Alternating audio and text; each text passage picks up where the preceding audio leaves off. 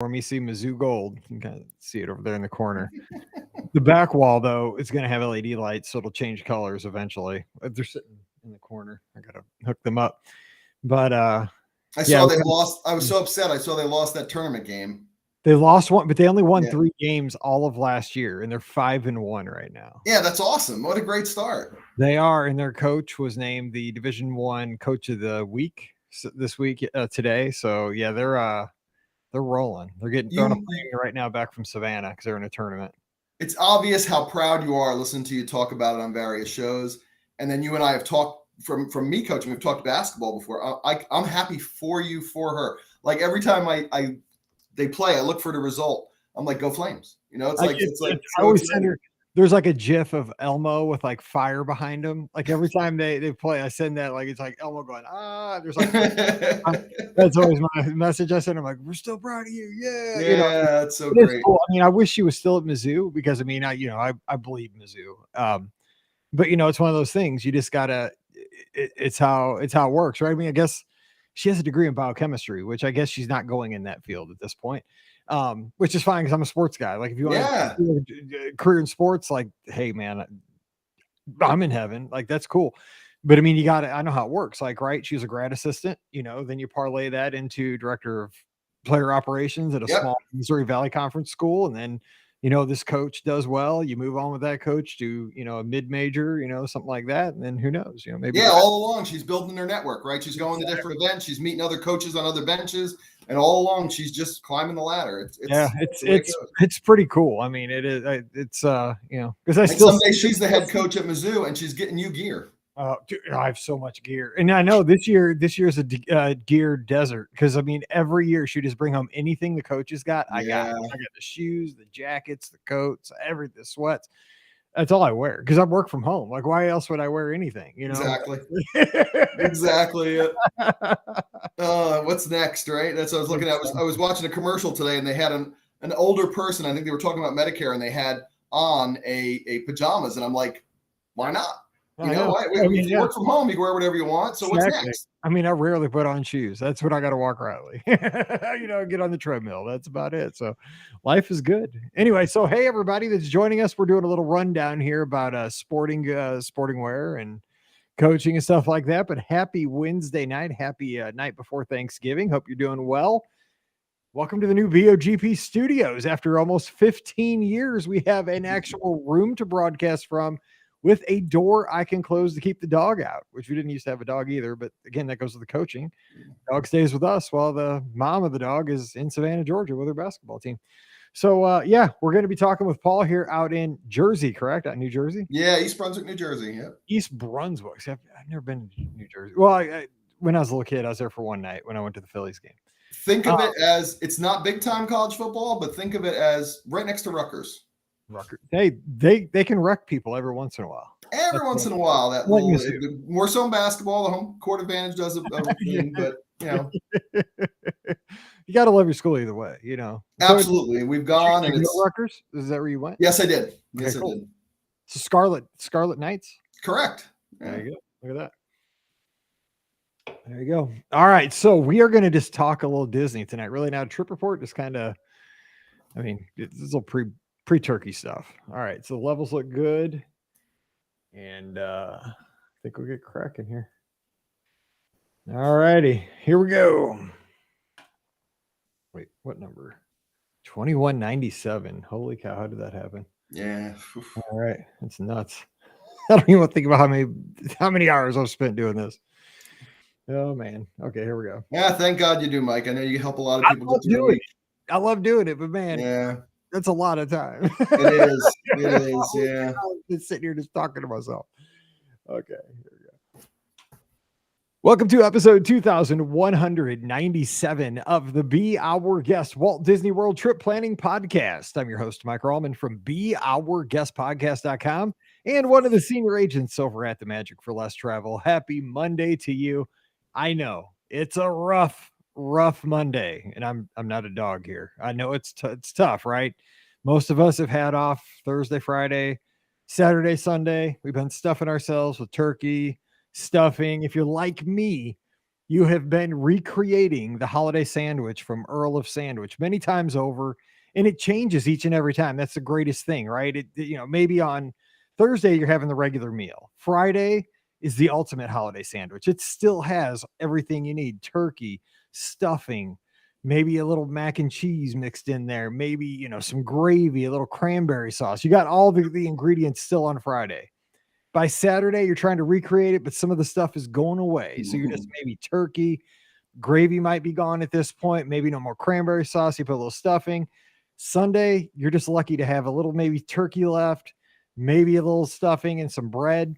By today, you're going to Taco Bell. I mean, that's how it is. So, you know what? It just makes us hungrier for Christmas, which is right around the corner. It's Christmas season. Hey, nobody can get on you for listening to Christmas music today, baby. Be ready, turn it on loud and proud.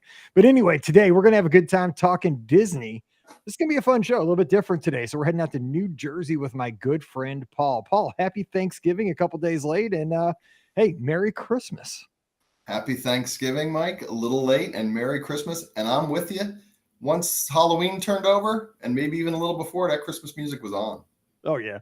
My youngest, Mallory, she loves Christmas just like I do. So it's been cranking around here for quite a while. We just got back from dinner right before we recorded. We had a holiday traditions playing on XM, and we're singing along, and we're pointing out all the houses in the neighborhood that already had the Christmas lights on, and it's a great. But the weather's been really warm here because it was super cold there earlier around Halloween, and then it got warm here around Thanksgiving. So never correlates, but that's how life is. So how are things out in New Jersey? Thanksgiving time. What's traditional out that way for Thanksgiving? Anything specific to your corner of the world?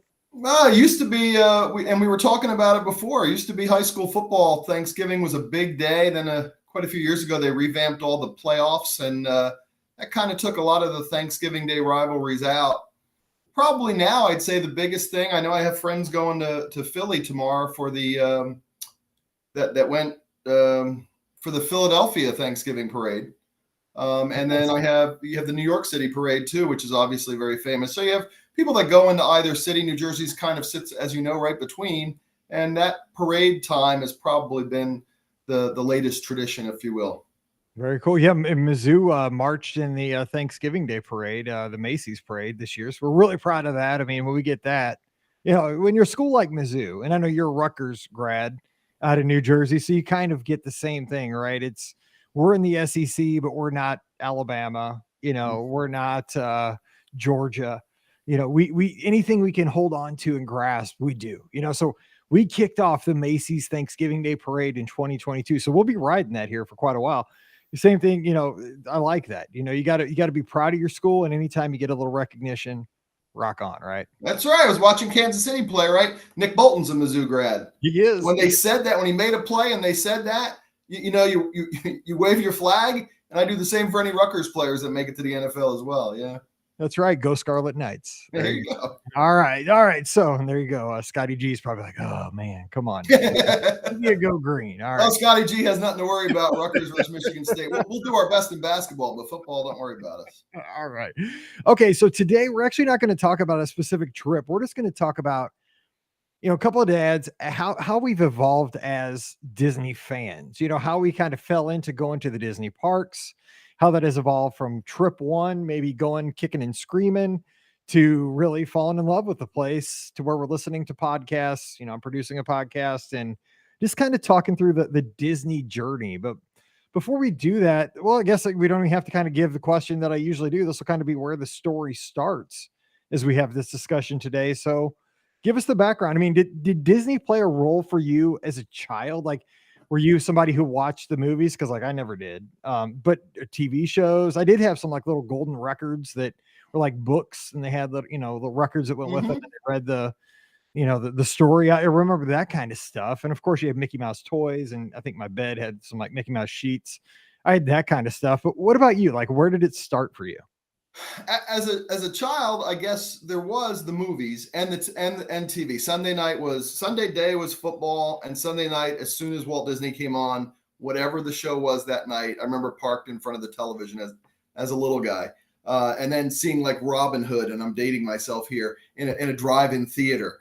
So, that was all fun. And it was, I can remember times playing with my dad, Robin Hood and Little John. Like, I remember doing that, but it was limited. That was like, Disney did a good job marketing themselves, and I was in that target. But as for Disney World, as a child, never went. I never went to Disney World, never went to Disneyland, saw the movies, the TV show. My journey in Disney World probably didn't start till 2004. It's the same for me, right? And the thing was, around where I lived, and we lived in, I considered it like a middle class part of St. Louis, the suburbia in St. Louis, North County. It wasn't the rich part of St. Louis, but it wasn't also, I don't think, the poor part. It's just kind of like very blue collar. Everybody had a blue collar job, worked at the factory. A lot of folks worked at the Ford plant, where I lived, or my dad was a cement mason.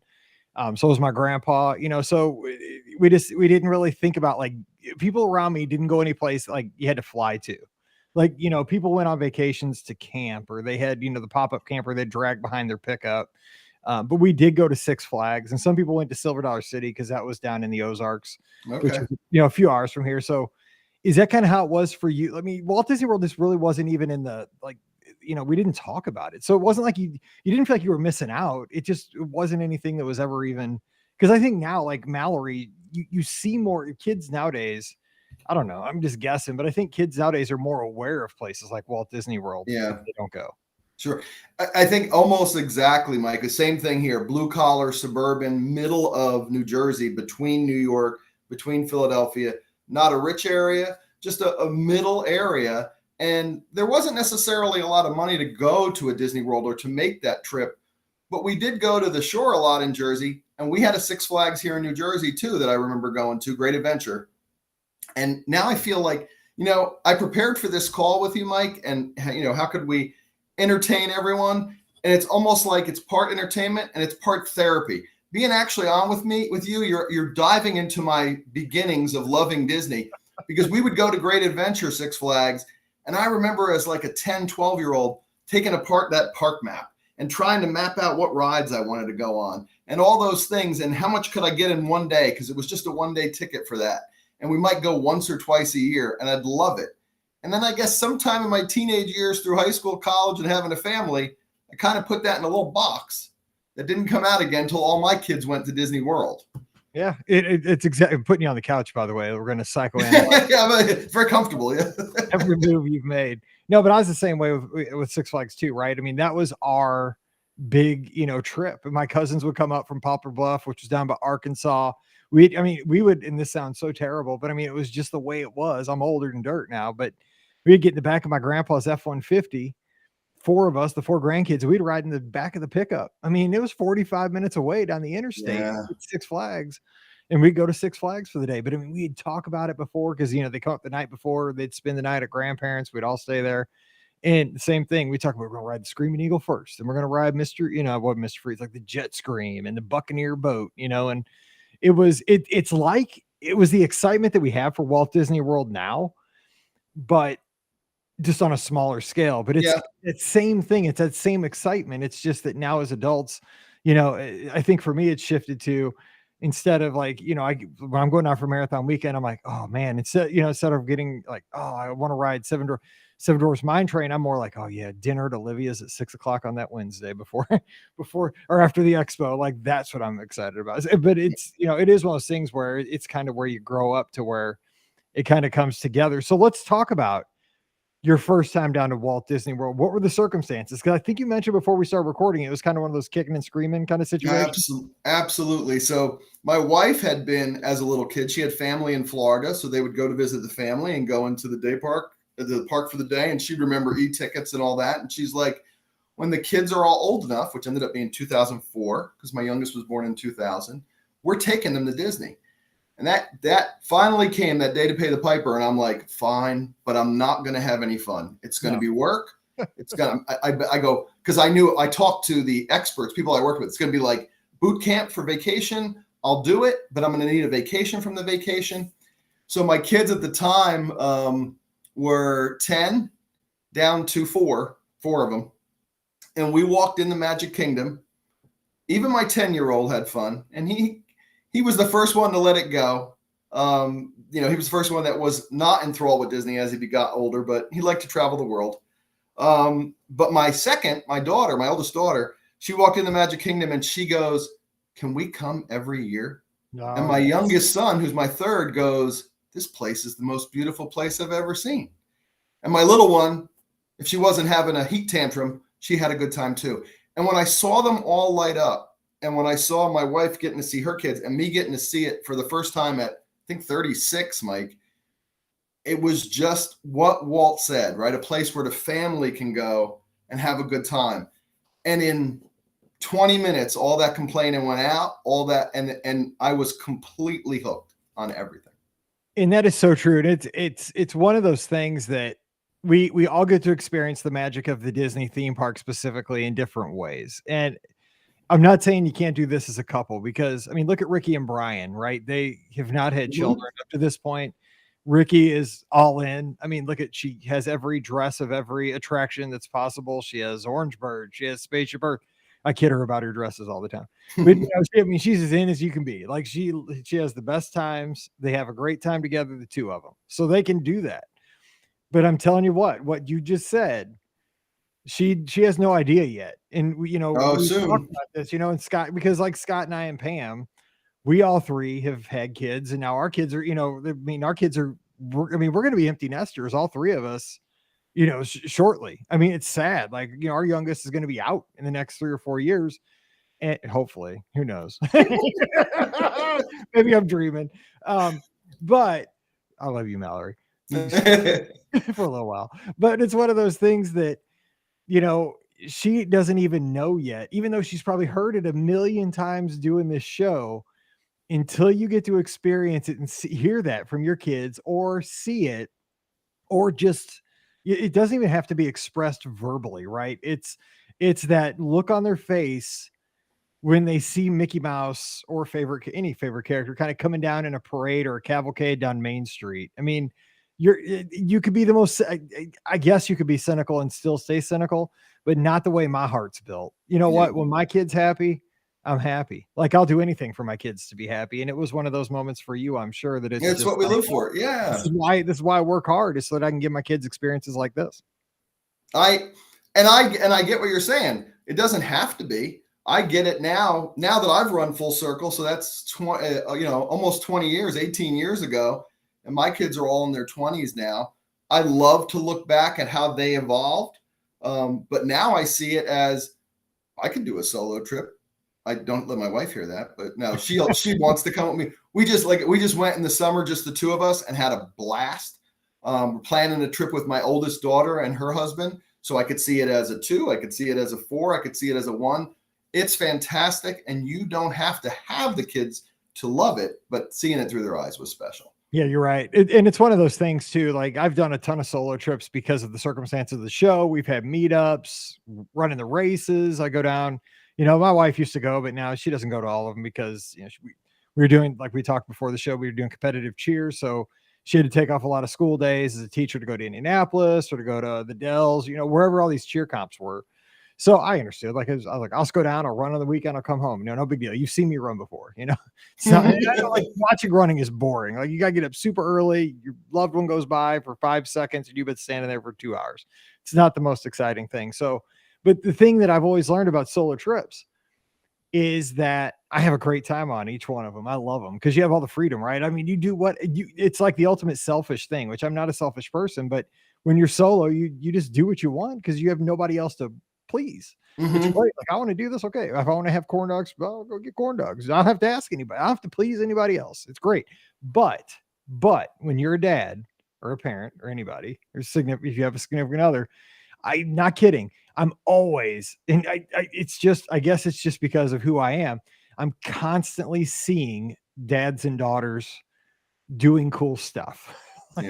Like, I see the daddy and the daughter walking down Main Street hand in hand, and I immediately got to like FaceTime Mallory or Paige and be like, "Hey, what are you doing?" Like because you miss that stuff. So it is a trade-off, but good times can be had. So I get what you're saying, but you got to enjoy them while they're little. That one. So do you remember that commercial right before it came out, right before COVID hit? It was something about the tagline was like, "They're only little for a little while." Oh yes. Yep. Dude, that commercial ripped me to shreds. Yes. So true. It hits hard. there's so many things like when it's written like that and the words just rip right through you that you're like, yeah, time's fleeting and there's only so much fun you can have or, memories you can make. Like I love looking at them now. My oldest son, and so he was 10 when we first went, and until he had a ball. One of his favorite things was, I don't know if you remember, Mission Space Race, the game, not Mission Space, the game that was, where you go. He loved that. He would run through the park when we get there to be the first one in line so that he can control the controller. I guess until he got to be a teenager and his friends told him, well, you're not supposed to be at Disney to have fun. You're older. And then he was like, okay, I'll go in the pool. I'll go in the gym. He played golf. So, that worked out for him because as you and Scott always talk about, he enjoyed the Osprey golf course before they closed that. Like he was one of the last ones to play there. He got a flag. Oh, nice. He had his fun. And now he even admits he'll go back for Epcot to drink around the world or to snack around the world. So he can still have fun there, but it was kind of reluctant for him. Now, my oldest daughter, completely hooked. We had such fun. We'd go as kids, and my youngest daughter would have to go with mom. The two boys would go together, and my youngest daughter would look at me. It's almost laughable now. My oldest daughter would look at me and go, I guess I'm going with you. And we'd pair up on the rides. But that became such a joke, Mike, that as time went on, her and I referred to each other as our ride partners. Right. You became ride buddies. And that worked its way in. She got married last year. That worked its way into my speech to her that how much I enjoyed having her as a ride partner for 25 years.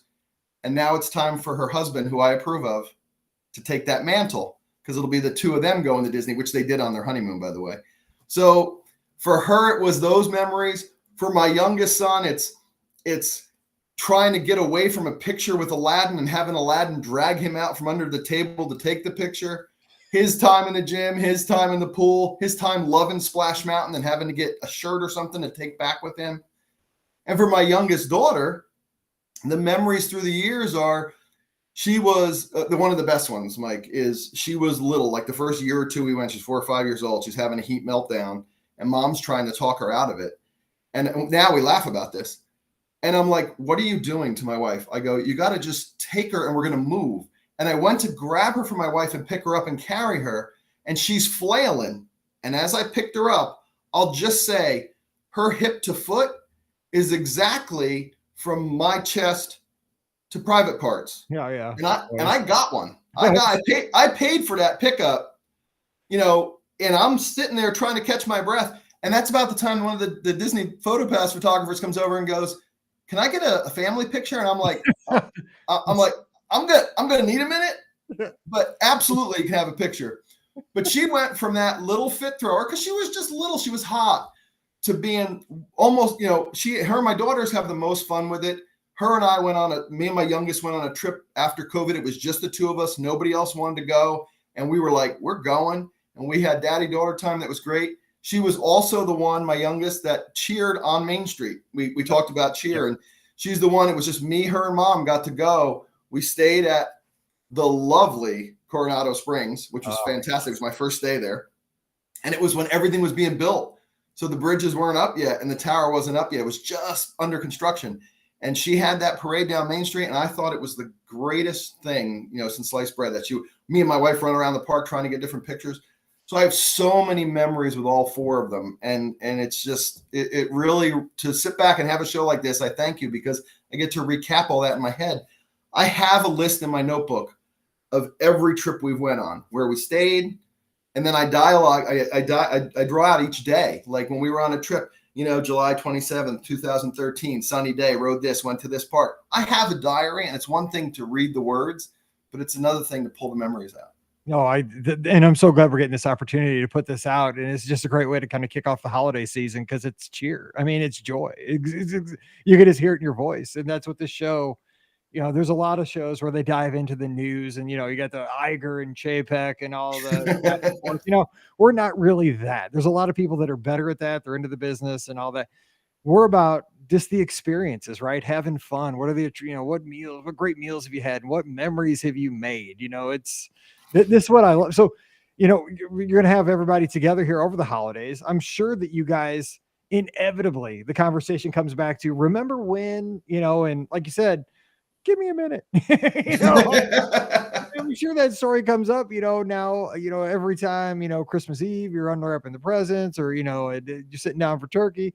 It's kind of, because with our family, it is kind of the thread that we've just gone on so many trips at this point that something will spark a memory like, oh yeah, but remember that time we were at, All-Star Sports, and Paige couldn't find her fries that trip on New Year's Eve at Epcot when it was a nut house.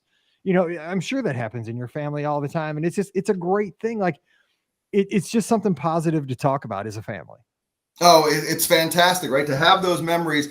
So whether it seems like we're all, when we get together, Disney always leaks into the conversation. And by the way, my oldest daughter's husband, just as much of a Disney nut.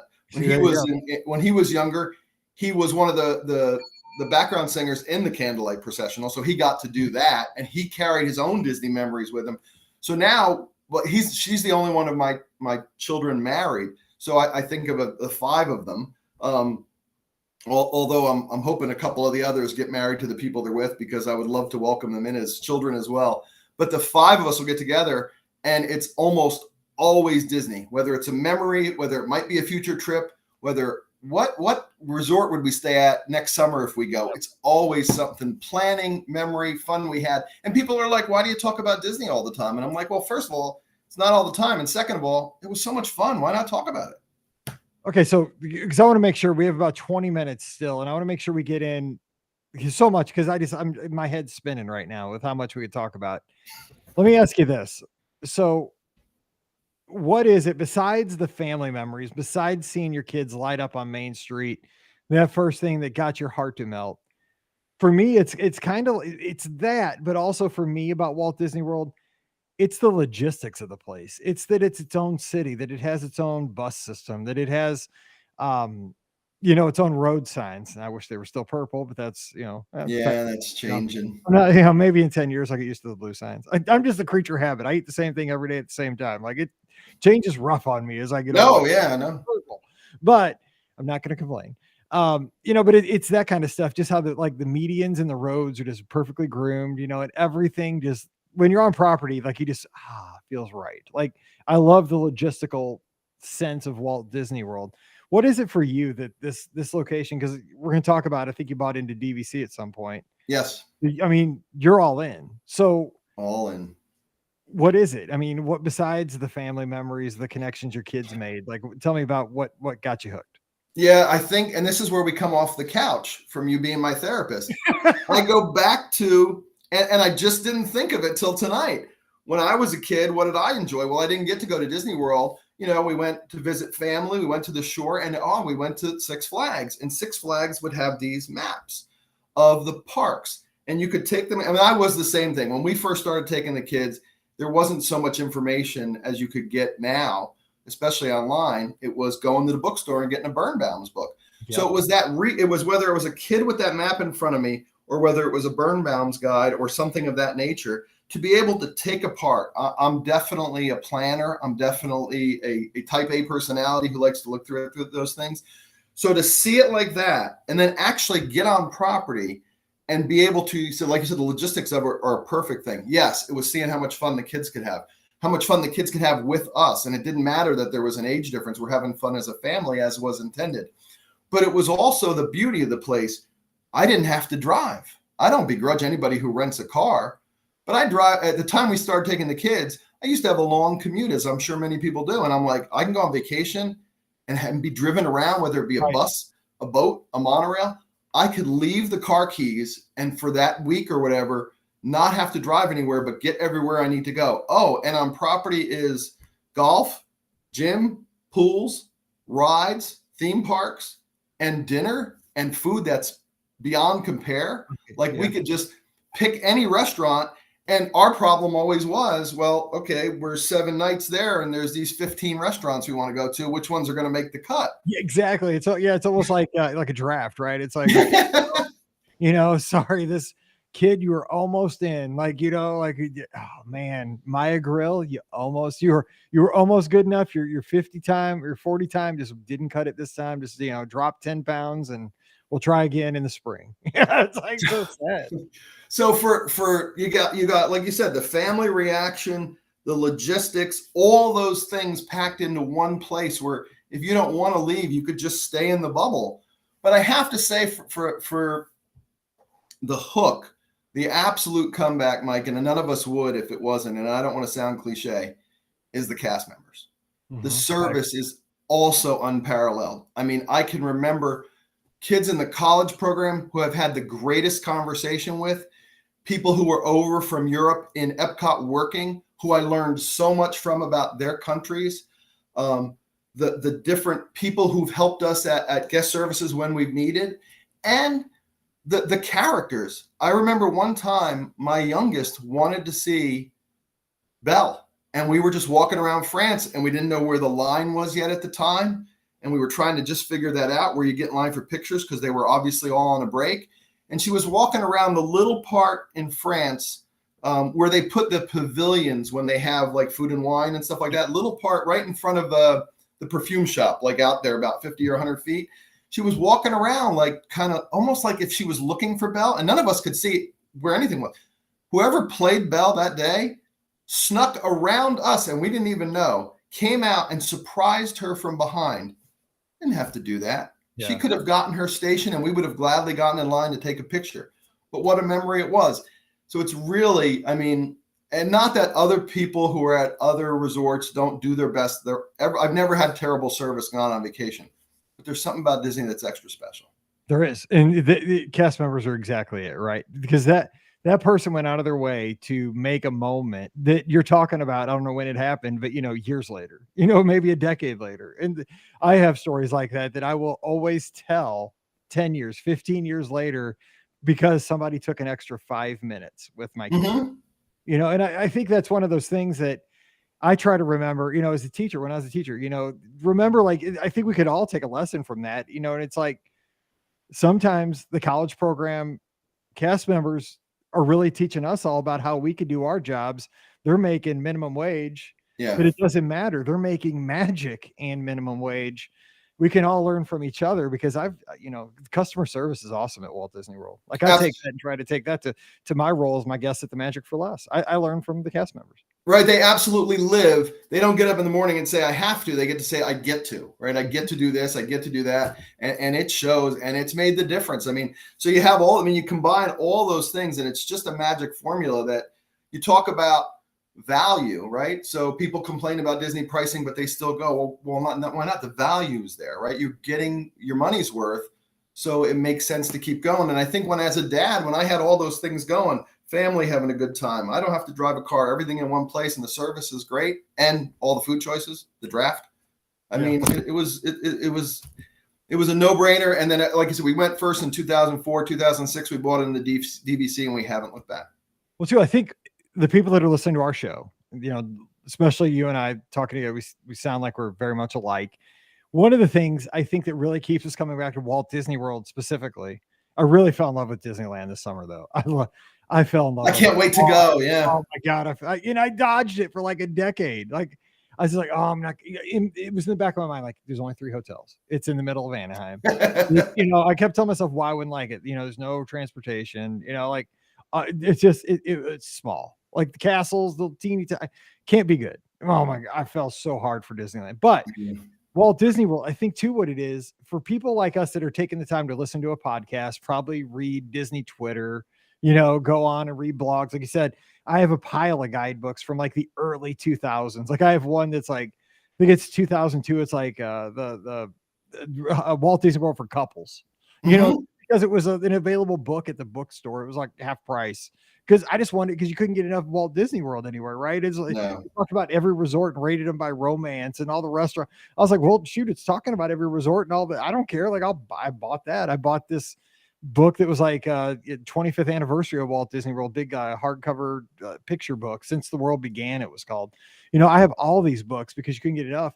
But I think for us, though, like I was saying, is that with so many resort hotels in itself, it makes it fun from the time you decide that, hey, we might want to go, right? Because then you're like, well, this trip we could stay at Riverside and kind of have Old South kind of feel for our vacation. Or this time high energy, but we're going to go value. We're not going to be at the hotel lot. We're going to hit the parks.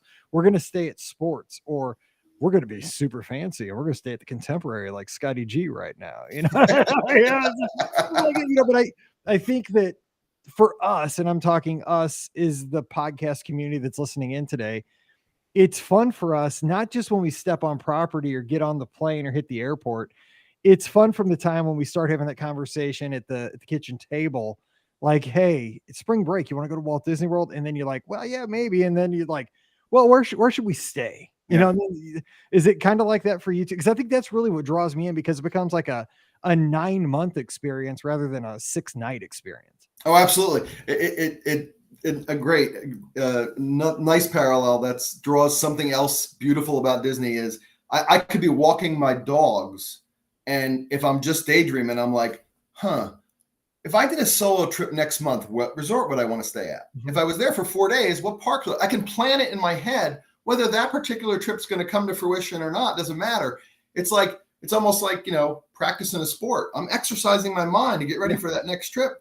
And it gives me joy, whether I'm listening to your podcast, whether I'm listening to Scotty, Pam, Ricky, whether I'm listening to another Monday show, I'm escaping my world with a little bit of Disney that gives me a little bit of fun through the day. I can do it on my own. I can listen to the podcast. I could sit, like you said, at the kitchen table. We did it on Thanksgiving. I can sit there and say, if we're going to go in July next year, where do you want to stay? My oldest daughter, who's the most into it, her and I have like these charts. What resorts haven't we stayed at? We got to plan on staying at those resorts.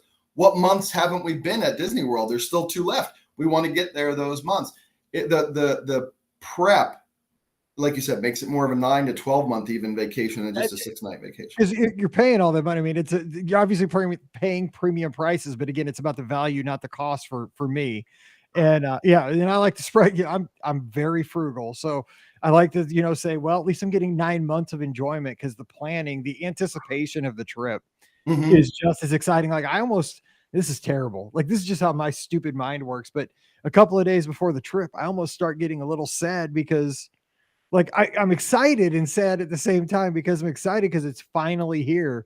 But I also start to say, oh man, I've been looking forward to this trip so long. And we all know that when you get to Walt Disney World, time just goes like 10 times faster. Oh, it's unbelievable. It's like you hit there and boom, all of a sudden, 6 days is over. It's crazy. Well, we used to, when the kids were little, and especially when we first got DVC, we'd plan like maybe longer than a week. We'd go for 10 days. And I felt so guilty, because I sat there and said to myself, you're talking about a few days before, I'd be right in the middle of a trip having a blast. And I'm going, oh wow, we're 5 days in already. That means there's only 5 days left. And then you start seeing like people checking, like you see people checking in, and you start getting like mad at them. Like, like these people are so excited because they're checking in, and like they're gonna be kicking me out of here like in 3 days. Like, something's wrong with my brain, but I'm like, oh man, these people are so excited. That was me just a couple of days ago. Oh, my brother-in-law, he's in Pennsylvania. He's a big fan of the show too. Him and I used to talk about that walk of shame. You're right. Darn those people who are just getting here, and I have to leave now. How inconsiderate and selfish of them. Yeah, quit being so excited. Like, dude, get a little respect, man. I'm getting ready to get on this stupid Uber, go back to, dang MCO for 3 hours, wait for my plane. The only thing I have to look forward to is a Chipotle burrito bowl before I get on the plane, which is always dangerous, but I always do it. So anyway, all right. So I'll make sure we get this in. So your DVC. So tell me about some of your favorites. Okay. So I know you got your kids and everything, but personally, like, favorite hotel, like, what do you like in a hotel? If you were gifted a trip, where would you go, DVC or not? Well, if gifted a trip, I'd go to Disneyland. I have been there. But from my experiences, and obviously I keep the list of which resorts I haven't been at, so I pick one. But from my experiences of where I have been, where would I pick again? Beach Club Villas. Nice. Okay, so why? Because I love just having the fun talk. It entertains us all, but I also like the practical stuff. So why Beach Club Villas? Beach Club Villas because it's mainly for that pool. That pool when with the sand bottom and the amount of again, I don't want to bring up the kids being the driver, but as for a family, it's a great day that you could just spend time at the pool. The other logistical reason, Mike, is obviously though the walk to Epcot or the walk to Hollywood Studios down the canal. Those are big perks for Beach Club. So not only the memories there, but the pool, the food that we have there, the boardwalk area at night, just to be able to walk that, and then the close proximity to two parks. If I had a check sheet, and I often do this in my day-to-day job, and I had to do pros and cons, Beach Club would almost always come out on top. You know what, though? Here's something about Beach Club Villas that kind of sounds bizarre, but we all stayed there one night on the 4th of July before a podcast cruise. We were doing a podcast cruise. So Pam was there. Scott was there with his family. I think Ricky was staying off site because she stays free at the Hyatt because Brian, that's who he works for. We were all staying at the Beach Club Villas, got some rooms, and we didn't go into the parks that day. We spent the entire day at the quiet pool at the Beach Club Villas. Now, I don't know if you've spent any time at that quiet pool, because you got Stormalong Bay and it was the 4th of July. It was a nut house. But we basically had that pool all to ourselves. And that is a great pool. Now, it's not as, it's a quiet pool, but it's large. Doesn't have sand bottom or anything going on, but it's got like picnic tables around it and all kind. It was super nice. And it was just a chill day. We went to, I think Scott had a car. So we went to Publix and got cheese and crackers and, some sodas, and put them in got like a styrofoam coolers. We had a day of it, it's sausages and stuff. It was it was the best day because we didn't have to battle the crowds in the theme parks. We didn't fight people in Stormalong Bay. We just had the pool. It was like like having a party in your backyard, but it's a super nice pool. Absolutely. That's probably our favorite one there, because having stayed at the villas, we've had rooms with the balcony that overlooked the pool, so you could yell down to somebody like, we're having dinner, leave for dinner in 10 minutes. That pool, that hot tub. My kids, once there was a mother duck and all the ducklings came through the pool onto the pool deck. And we have pictures with the kids with the ducks, almost like they were characters, like they were posing. It was like somebody did it on cue. The only time I ever got my dad there before he passed, we went to Beach Club and he had a view of that pool from his balcony. It's a great place to hang out, though. It really is. If you think, because we just didn't want to, we just wanted a chill day. We just, and well, again, a lot of us have different perspectives on things. Like if we hadn't gone to the parks so much, we'd obviously been in the parks, but we're very blessed that we get to go often. We didn't have to go into the parks that day because we go to the parks a lot, so the thing that looked great to us was just chilling and eating cheese and crackers. And we got some Uno cards. We played Uno at the picnic tables and Yahtzee and all kinds of stuff. Because it's weird because the only time I get to see Pam and Scott and Ricky in person is at Walt Disney World. All there. Sure. That's the only time we ever get to hang out is at Walt Disney World, because we're all in different places. So we all meet there. So that's, for us, it's, it's like if we all lived in the same town, if we'd all come and play around the kitchen table. So that's our kitchen table, which is kind of awesome. Because like you said, I can easily appreciate anybody who has to do it either way. Like you said, we're fortunate. We've been a lot. So like when we were in the beginning, it was my wife and I, and the kids were all 10 and under. One of us each carried a kid. One of us each had the hand holding the other kid's hand. And we would book through, like after the fireworks, to get to the bus to go probably first to an offsite hotel. And we can appreciate those who have to hit the parks early to late to hard because they want to get their money's worth. And then we feel lucky. My oldest daughter and my son-in-law came up with the term, the Rockin' Chair Club. One year we were staying at Old Key West. And one night we just went in the rocking chairs at Old Key West and just watched people get off the bus and watch people go about their business. And we were like, wow, we're very lucky that we can have a night where we don't have to run around the parks and we can just enjoy a night sitting here. And it's the best, right? But think about yourself when you became like a Walt Disney World newbie. Like if somebody were giving you $1,000, you could not have done that. You would not have had the discipline, because it's that continuum of where you are as a Disney parks fan because of your experiences, right?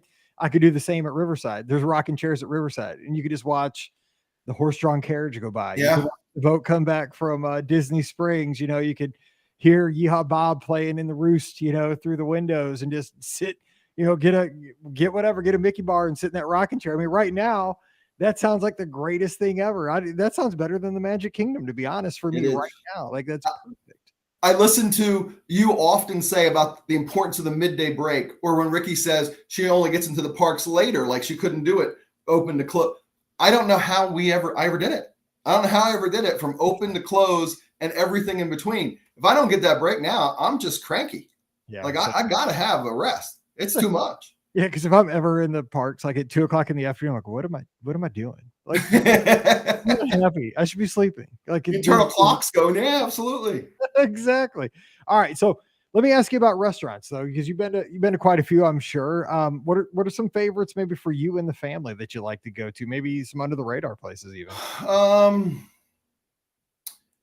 Probably. I mean, there were times when like some of our favorites were Ohana. Um, we've enjoyed different the Epcot resorts were always our favorites. 5 or 10 years ago, most are still good. Love Via Napoli. Yep. Love Beer Garden. Like the Yes. experiences there. Remember the first time I went there, and like you said, I think you've talked about this before. You don't just sit with your family. It's just a big table, and you just sit down, and they're going to sit everybody with you. But it was everybody's having a good time. Everybody's watching the show. Those were some like if somebody said the must do's in Epcot, would definitely be Via Napoli. At the time, it was Le Cellier, which I know they changed what the pricing and stuff like that, but love doing that. And now I actually love the Disney Springs restaurants. The Boathouse. I love the Art Smith's Homecoming. Those are some of my favorites now. Oh man, Homecoming, Polite Pig. Oh, Polite Pig is fantastic. One day we got there and we split up boys, girls for some reason. And the boys all went to Polite Pig and the girls all went to Chicken Guy. And all we did was talk all afternoon about who had a better experience. Like, we're like, well, we should do one of those together. Both, we should both go to all of them. But there's a lot of choices down there. And the DVC we actually own is Saratoga Springs. So at first, when we got Saratoga Springs back in 2006, it got a little bit of a bad rap, but now it's coming right into the forefront with access to Disney Springs, where you could walk there or boat there, like you can from Riverside or you can from Old Key West. Disney Springs is its own thing, especially for food. Yeah, no, it's because I was one of those people that my wife loves to shop, and so we always, 10 years ago, back, I think even before it was Disney Springs, like it was just downtown Disney. Yeah, we always had a day, kind of as a compromise, right? We'd go for a week over the summer because we were both teachers at the time, and I'd always build a day in where we didn't go to the parks, and we'd usually either do like a water park, and then downtown Disney, or we'd do something, pool day at the hotel in downtown Disney, and that was fine, Some of those days she would give me like a tour or something to go do, like, in the Magic Kingdom or Epcot for our anniversary, because it was always a summer trip and that's where our anniversary is. But I hated going there because really it was just shopping back in the day. But now Disney Springs it's happening. Like, I enjoy it. I mean, there's experiences like in the Coke store, you can meet the polar bear. There's music, especially if you go at night. There's all kinds of live singing and people playing instruments and just a lot going on. I mean, Disney Springs it's awesome now. And I'm not a shopper, but I enjoy it. It's crazy. No, I was all, as long as I got Ghirardelli, I was okay. Like, you could take me there for the day.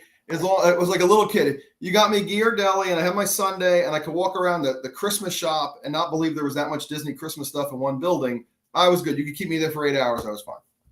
No, that helps. That helps. Okay, so let me ask you this too, because I love your perspective on things. So we're talking about Iger and Chapek a minute ago. Iger calls you. This ain't gonna happen. He doesn't care about us. But let's just play. As we did on Friday. He says, okay, I'm going back into the closet. Everything that got closed, over the last decade, we can bring something back that you miss.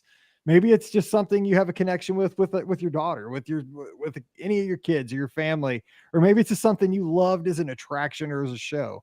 Is there something that you miss? Like, I miss Illuminations, because I miss my Illuminations. But do you have something like that you wish, man, if that came back, I'd be on a plane tomorrow? Yeah.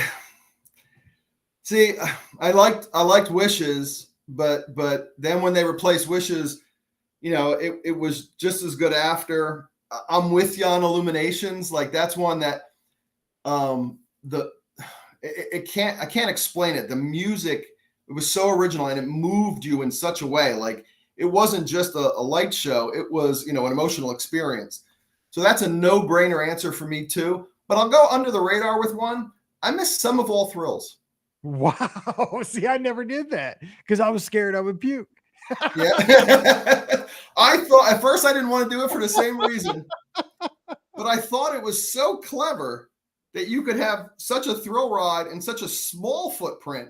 And I used to think of, wow, that leaves a lot of other footprint for other rides and attractions and people throughout the park, because you could just squeeze. It was so efficient to me. I was like, and I thought it was a real quality ride. I really thought You could do a lot. That might be the one under the radar thing I'd bring back. That is awesome. Well, hey, we are getting a little tight on time, so we're gonna have to wrap. But as we close it out, and we'll definitely have to do this again. Maybe we'll get you out. Maybe we'll do like me, you, and Scott, and have kind of like a dad's club show or something. I'd love it. That'd be great. That'd be cool. We'll have to hook up with Scott. He's busy right now, of course, down hanging out at the Contemporary Theme Park View. What? Dude, this guy kills me. And here's the thing: when Scott's there, just a little behind the scenes of the Be Our Guest podcast, he texts me all day long. So as we're recording the show, because we record these shows on Wednesdays, I'm sitting here the day before Thanksgiving because we record. Everybody's emailing me about their trips because everybody's trying. Everybody tries to like tie up loose ends before the holiday, right? They're like, when's my final payment due for my cruise? Can I change this trip? And I get it. Like we're trying to get our loose ends done with like we got a water heater that's going out. We got something with the car. We're doing the same thing to all the businesses we work with. I get it. It's just how it works the day before Thanksgiving. Yeah. But here's Scott. He's texting me all the meals he's getting. Dude, he's at Pecos Bills. He's got this whole plate full of food. He's showing me the picture of the Magic Kingdom from his balcony at the Contemporary. Dude kills me. I love him like a brother, but I'm like, that's it. But I know it's tough, but he's your best bud, and secretly you love getting those texts too. I do, but it's just like I give him a thumbs up, but I want to give him something else. It drives me crazy with it. And it's not a thumbs down. But no, I love him. He's funny. But it's one of those things like, oh man, I wish I was there with you, like eating those fajitas at Pecos Bills. But I'm having a little sad pre-Thanksgiving cold cut sandwich, so I don't ruin the experience tomorrow. But so anyway, as we wrap up, though, it's been a fun discussion because we've talked practical stuff, we've talked memories, just really kind of the heart of what the Walt Disney World experience is. Tell us one story, because you really do have a knack for kind of really telling stories. Like, what's one memory that you really have that's outstanding from a Walt Disney World trip, whether it's with your family, with a certain kid, just you and she, or you and he? Is there something that really, did anything special ever happen there? Close out with a story there to kind of make our week. No pressure, but I mean, it's really, you put me on the spot. Something good. Well, I guess we talked a little bit about my daughter who marched on Main Street. So, I don't want to detail that too much. I mean, it can be summed up in just a few words there, and I can go on for an hour. But I guess the one memory I'll bring up was so great is when we celebrated my oldest daughter's Sweet 16. It was just, I got to have my dad for the only time he was ever at Disney World with us. Some other family came in, and we just did a nice small party. And at the time we were upstairs at Norway. So it was really cool for me to be behind the scenes for the first time ever. There was a little crack in the wall where you could actually see the ride as it went down the slide there before it was frozen. And we would just watch the next car come up and go down. And it was just like, again, it makes you feel like you're 5 years old to take it all in from behind the scenes. And then we had a beautiful dessert reception over in England. So like it was worth saving up for. And it kind of took Disney to another level for me to be able to do something like that once in a lifetime. But I wish I'm sure as I have time, I am going to get off this call and I am going to think of 5 fantastic stories that would hopefully make you laugh.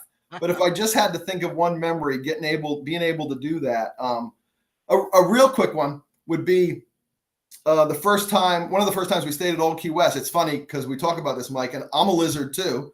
Yep. And my daughter's running. My 22-year-old wants to run the Disney Marathon eventually. I think I've shot you a couple of emails asking you about that. So I got to get her to join the Lizards. And now she's all for that.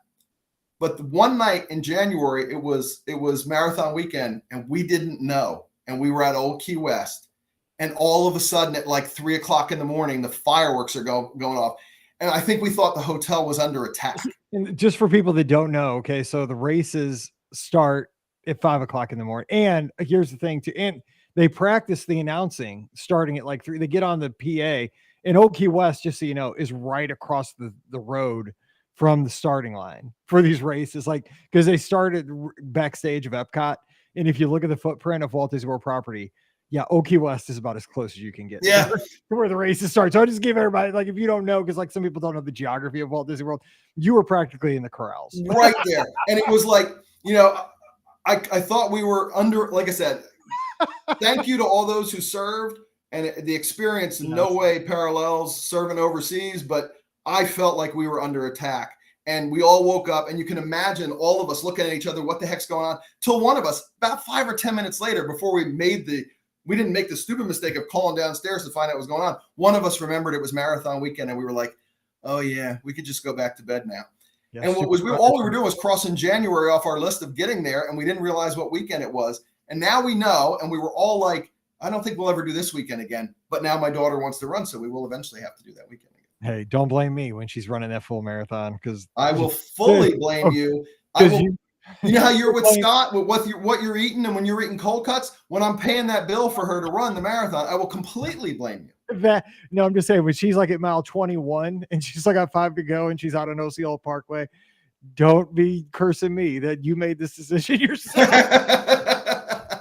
Because it stinks. And then when you get to the finish line, you can remember, oh yeah, that was cool. No, but that actually the same thing. I was staying at Wilderness Lodge. I think it was I was down there for a media event, or so. I was by myself.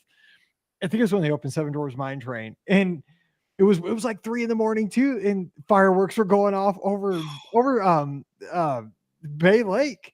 And I was like, what? Or I guess they're going over the Magic Kingdom, but I had like a Bay Lake kind of facing room at Wilderness Lodge. I mean, it was like 2:45, 3 o'clock in the morning. I guess they were testing fireworks, but it was the same thing. I rolled over. I'm like, there is no way a park is open at 2:45. What the heck is going on? And they were super loud. They're like, boom, boom. I mean, and they just kept going. And I still never found out. I assume it was testing, but I can relate, because I rolled over and I'm just like, what is it? Because what are they going to do? They're not going to warn everybody and get everybody all anxious about it. They must just be like, you know what? Let's just fire them off. What the heck? We have a few, like a couple cast members like just hanging out backstage, like, oh, we're gonna do it. Let's wake everybody up here in the monorail loop. Yeah, it's fun. Well, hey, Paul, great trip, great not trip report, just show today talking Disney, and just lots of fun. We'll do this again, and again, Merry Christmas, Happy Holidays. We move into the holiday season, and thanks for spending the time. What a great way to start the week. I appreciate your support and your friendship. So much fun, Mike. Thank you for all you do. Merry Christmas to you and everyone. Take good care. All right. Don't forget, today's show brought to you by the Magic for Less Travel. Check them out. The agents are standing by like Santa's little helpers right now to help you plan an awesome Walt Disney World, Disneyland, Disney Cruise Line, or Adventures by Disney trip. It's super simple. You don't have to go to the North Pole. You just got to go to themagicforless.com. Fill out that free, no obligation quote, and an agent with pointy ears will grab that quote, get back to you right away, and help you plan a magical vacation to your Disney destination for no cost to you. So check them out today over at themagicforless.com. Also, please use our Amazon affiliate link as you shop this busy holiday season. That one extra click really does help support everything we do. So please bookmark it and use it as often as you can. It's beourguestpodcast.com/Amazon. And a sincere thank you to the patrons of the Be Our Guest Podcast. You make all these shows possible. We couldn't do it without you. And our patrons get that bonus show every week called Mike in the Midwest. If you'd like to get in on that, then you're going to get 5 shows a week if you're ready. It's a lot, but hey, we love your support. I don't know if it's a bonus or it's a punishment, but 5 shows is a lot. If you want to get in on that, come on over to patreon.com/Be Our Guest Podcast. Give me a follow this week on the social media. I'm at Be Our Guest Mike on Instagram and Twitter. You can subscribe to the show on Facebook and YouTube. Just look for the Be Our Guest Podcast. And of course, Scott's going to be back he should be back this Sunday night, unless he takes up residence at Contemporary. He has a pretty sweet room. I might not leave, squatters' rights and all. But he should be back, and we'll talk Disney with you this Sunday night, 7 o'clock Eastern, 6 o'clock Central. Give us a call. We'll talk Disney from the new studios here. We're excited for that. So join us on Facebook and YouTube for that Sunday night. We'll have some fun. All right, we're going to get out of here and let you get on with your week, and hope you have a great one. So for Paul, I'm Mike, wishing you a great week, and let all that turkey, hopefully all the turkey's gone, so switch to ham or something today, or whatever you got to do. Doesn't matter. There's probably no turkey today. Go get some tacos or something. Just switch it up and have a great week. Stay safe, stay healthy, and we'll see you real soon. Good deal. We broke the studio in. Yeah, I feel honored. Yeah. You getting comments on the new background on the side? Yeah, I think so. It kind of looks crooked because I got the camera. The camera's like leaning. That's why it looks crooked. But hey, I put it together because I got home late from dinner, so I was like rushing. So no, I love that bookshelf. My wife loves that design. The like kind of like half a pyramid with a different. You can Dude, almost Amazon closeout. yeah, it looks amazing. I know because I What's the told little? Wait, I'm looking. I'm to the screen. I see the ears. I see the orange bird. What's the little horns? that is our Francis Hall Vikings. Oh, okay, okay. See, it's awesome. That's why I wanted to have something in the background so people would wonder. Yeah, no, that one's a good one. See, I'll change that out after football season, but that's for our Vikings. I'm glad you asked. See, Ben made that for me. It's a cast member like that. It's kind of hard to see, but it says Mike. Okay, I see it. St. Peters, Missouri. He made that for me. Scott gave me those ears. Ears, yeah. And way back in the day, like in 2009, a listener made he's hard to see. So it's one of those what are those things called? Vinylmations? Oh, yeah. The little yeah, it says BOGP on it. Somebody painted it for us. That's cool. Up in he's in Boston. There's my Charlie Brown Christmas tree. I gotta and then my mother-in-law gave me that. I love ceramic Christmas tree. She gave me that. This is so I talked somewhere. I think I'm on the Patreon shows. This is my Buzz and Woody that were always in my classroom. They sat on top of my intercom box and they'd point out to the future. So that's those. And those are those glow at the show ears that weigh a ton. That are so uncomfortable. And that's an from Trader Sam's. Okay. A drink for two. And this is actually something they gave us at the media event for Cosmic Rewind when it opened. That right next to the name thing in the orange bird. Yeah, that cassette. That's actually a wireless speaker. It's a Bluetooth wireless speaker, but it looks like a mixtape. Because everybody thought they were getting a cassette tape. Like, well, I have a cassette player. I looked at it, I'm like, it's not a cassette. It's a Disney's not gonna give you a cassette. Yeah, but that's about it. But yeah, it looks good. A few minutes ago. So, well, I'm gonna. You're like the door's closed, so Riley doesn't come in now. Yeah, she's probably sitting right outside the door. Yeah. Anyway, well, hey, I appreciate the time, and it's great talking to you. We'll do this again, man. It's been so much fun because we get along great. So, Mike, I'd love to anytime. Yeah, sure if you needed a quick fill, I could almost always be available. I work from home as well, but I'd love to even schedule something to talk with you again and get to talk with Scott. I'll get with Scott and we'll figure something out because we might have to do a different night than Wednesday night, but I'll see what I can find once we get through the holidays. Yeah, you're so busy. Don't worry about it. But whenever would be great. We would. This is going to be a fun show. Everybody's going to love this one, and we would have a blast, all three of us. So we'll make it happen. Well, yeah, you take care of that family, and I'll talk to you soon. Thank you again. You too, Mike. Thanks for everything. Take care. Your time. Thank you. Bye-bye. Bye-bye.